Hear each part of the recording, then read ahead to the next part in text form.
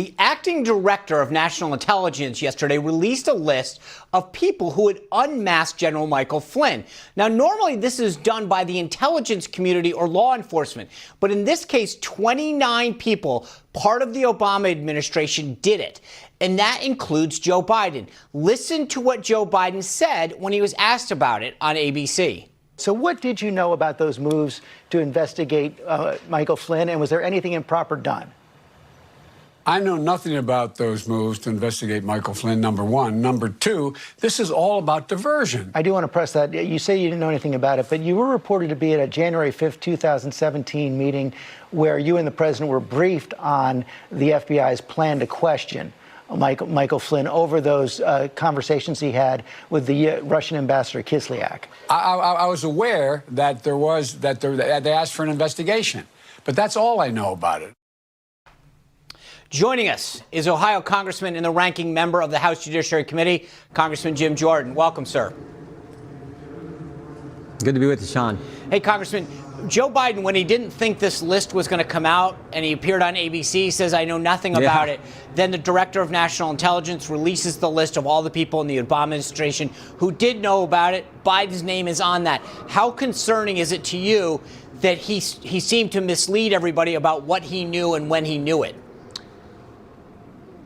Well, it's very concerning because that same day, January 12, 2017, that's also the day that David Ignatius writes his piece on this issue. So, was there any connection there? Is that just coincidence? We don't know. The other thing that's a concern is 29 people between the election day and inauguration day, during the transition time between the two administrations, 29 people are unmasking names of U.S. citizens.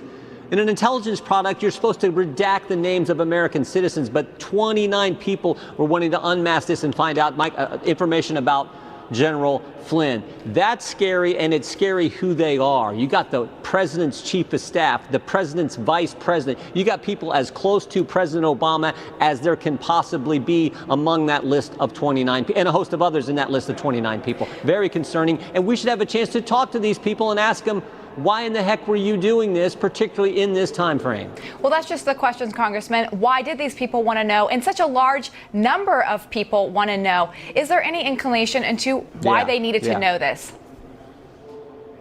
Have you heard any? Well, I mean, they're going to give their answers. We were so concerned about. Yeah, they're going to give their sort of pat answer. What intrigues me the most is some key dates in January, and specifically Jim Comey. Because remember, Jim Comey is the common denominator throughout of this. He was the guy who was in charge of the FBI during the Clinton investigation, in charge of the FBI when they started the Trump-Russia investigation, stayed on to the new administration. So Jim Comey, think about this. On January 4th, Comey tells Peter Strzok, go tell the agents who think there is nothing wrong with what Michael Flynn did, that he's fine, that they should drop the case. Go tell them we don't want them to drop the case. The next day, this January 5th meeting, Comey's in the White House with President Obama. President Obama brings up General Flynn. January 6th, Comey then travels to Trump Tower in New York to brief then President-elect Trump and talk to him about the dossier. Stays after the meeting to brief the president on the dossier. The dossier Jim Comey already knew was false. He already knew it was Russian disinformation. He knew it was paid for by the Clinton campaign, but yet he's going to brief the president-elect on the dossier. Then that information then gets leaked. The press writes about it, and of course, 12 days later, Jim Comey sneaks a couple agents into the FBI, doesn't notify the White House counsel like he's supposed to, doesn't talk to Sean at the White House or anyone else at the White House, sneaks them in to trap and set up General Flynn.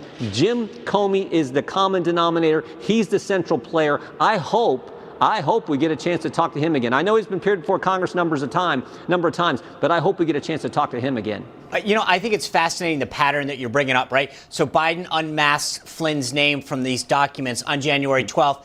The Ignatius column comes out that day. Comey briefs everybody on the transition team, including myself, on January 5th. BuzzFeed has it later that night, and so does CNN. There's a pattern of this. But let me show you another thing that I think from a pattern standpoint is really interesting. And and Sean. Yeah. And I was just going to say, Sean, and that's the problem. If you're unmasking names and then leaking that information to the press, that is a crime. That is the problem. You're exactly right, Sean. But let me ask you this. Here's another pattern. Last week, President Obama had a call with a bunch of his alumni, his former staffers. And on the call, he says this, and the fact that there is no precedent that anybody can find someone who has been charged with perjury just getting off scot-free. Well, wait a second.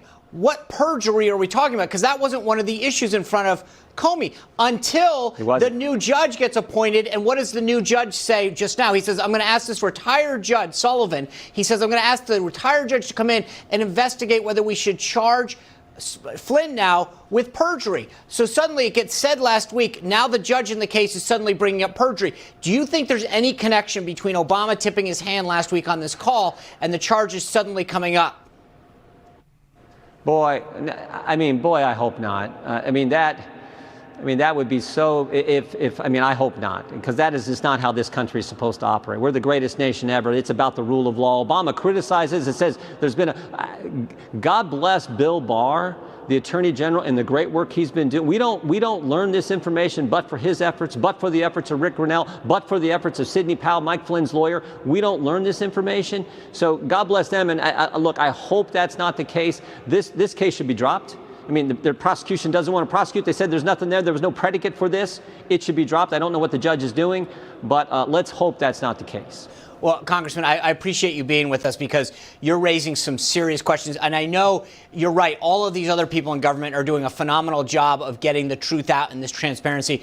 But you in Congress are doing a great job of making sure that these people's feet are held to the fire. So thank you for all of your efforts in joining us today to help bring it down. Thank you.